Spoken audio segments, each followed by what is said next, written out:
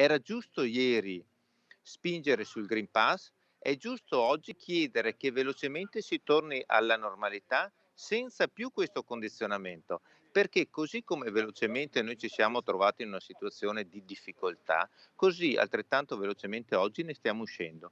Voluto dal mondo del commercio come forma di tutela di clienti e lavoratori, il Green Pass per il presidente di Ascom Confcommercio Treviso ora può essere eliminato, considerato unico strumento superato in un momento in cui è necessario ritornare il più velocemente alla normalità. Siamo stati troppo lenti a chiudere quando c'era il momento di chiudere, durante la prima e la seconda ondata. Siamo oggi troppo lenti a riaprire con la terza e con la quarta.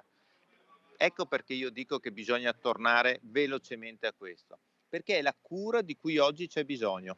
Se il terziario Veneto ha dato grande prova di stabilità, la pandemia ora rischia di diventare sociale. Per Capraro servono politiche di aiuti non solo in un'ottica di rigenerazione urbana, ma soprattutto di sostegno alle famiglie e alla natalità.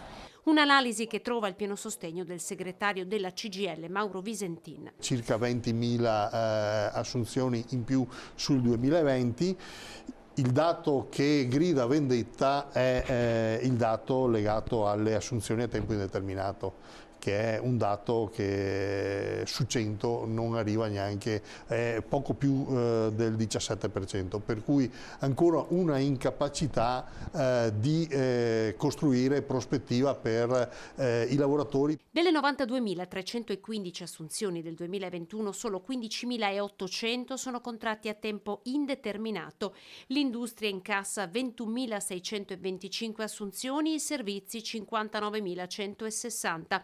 Dal lavoro sui codici Ateco alla definizione dei primi protocolli per la sicurezza nei luoghi di lavoro, la pandemia ha creato nuove forme di collaborazione tra il sindacato, le aziende e le prefetture, rivelando però fin da subito nel precariato l'anello debole della nostra economia.